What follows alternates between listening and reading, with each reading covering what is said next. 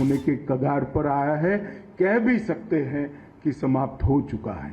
पूरा पहाड़ हो, जंगल हो, दोनों जंगलों में आज हमारी सीआरपीएफ की एक प्रकार से वर्चस्व स्थापित होने का काम समाप्त कर दिया गया है और इसमें एसएसबी के योगदान को पूरा देश हमेशा ध्यान में रखेगा। मित्रों, जब खुली सीमा होती है, जहां तारबंदी नहीं होती है, वहां पर टेक्नोलॉजी का उपयोग बहुत महत्वपूर्ण हो जाता है। चाहे सीसीटीवी हो, चाहे ड्रोन हो, अनेक प्रकार की टेक्निक को अपनाकर सीमाओं की सुरक्षा को सुनिश्चित करना चाहिए। सुजोय लाल के नेतृत्व में जो अधिकारी हैं, वो सभी को मैं कहना चाहूँगा कि बीएसएफ और बाकी सशस्त्र बलों की गुड प्रैक्टिसेस का एक्सचेंज कर कर एसएसबी ने भी टेक्नोलॉजी को अपनाना चाहिए। जब सीमाएं खुली होती है तब टेक्नोलॉजी सीमा को सुरक्षित करने का एक बहुत बड़ा माध्यम बन सकती है। तो एसएसबी ने इस दिशा में आगे बढ़ना चाहिए।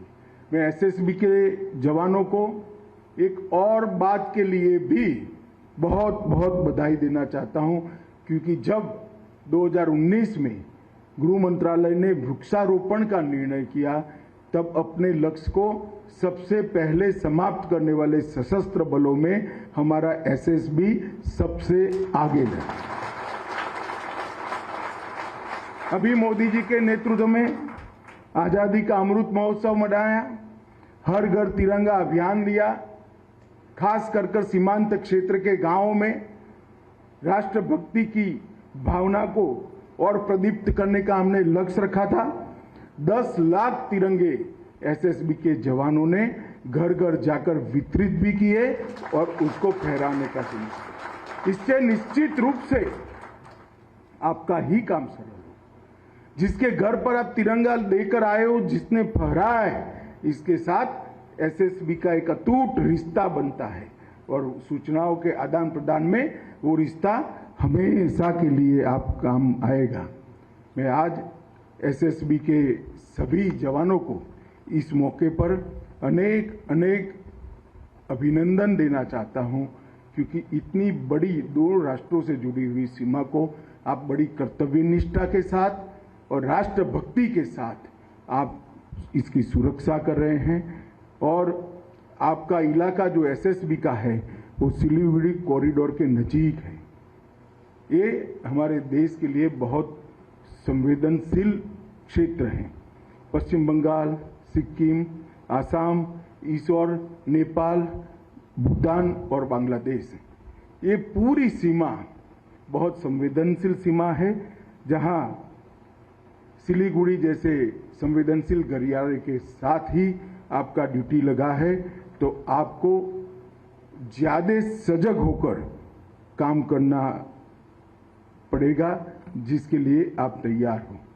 मित्रों, मोदी जी की सरकार बनने के बाद सीमा के इंफ्रास्ट्रक्चर के बढ़ावे में हमने कोई कसर नहीं छोड़ी। 2008 से 14 के वर्ष में लगभग 23,700 करोड़ रुपया, प्रति वर्ष लगभग 4,000 करोड़ रुपया खर्च किए गए और नरेंद्र मोदी सरकार बनने के बाद 23,700 करोड़ से बढ़ाकर 44,600 करोड़ रुपया तक खर्च बढ़ा है।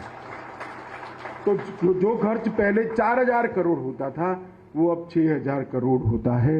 लगभग 3.5 गुना बढ़ोतरी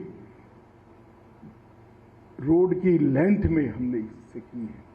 तो ये बताता है कि सीमाओं की सुरक्षा के लिए भारत सरकार की प्रायोरिटी कितनी मजबूत है।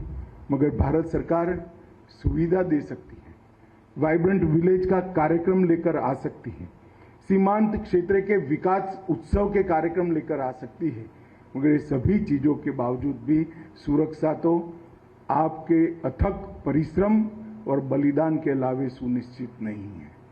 मैं जब भी नेपाल और भूटान बॉर्डर की बात करता हूं, मैं हमेशा सुनिश्चित रहता हूं क्योंकि मेरा एसएसबी का जवान, मेरे एसएसबी की जवान बहन जो मुस्तैदी के साथ इसकी सुरक्षा करते हैं, राष्ट्र को इस बॉर्डर से कभी खतरा हो ही नहीं सकता। इतनी निश्चिंतता के साथ मैं पूरे देश में जहां जाता हूं वहां बताता हूं। आज यहां 0 पॉइंट पर नेपाल बॉर्डर पर मैं पहली बार आया हूं। इसके बाद जनवरी के सप्ताह में मेरा यूपी में कार्यक्रम है, ये भी 0 पॉइंट पर है। आप सभी को मिलकर बहुत अच्छा लगा, आपकी कठिनाइयां देखकर और ये नए भवन देखकर।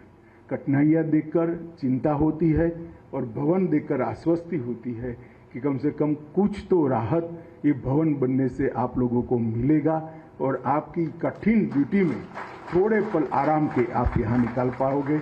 आप सभी को अनेक अनेक शुभकामनाएं देकर मेरी बात समाप्त करता हूँ। वंदे मातरम, भारत माता की जय।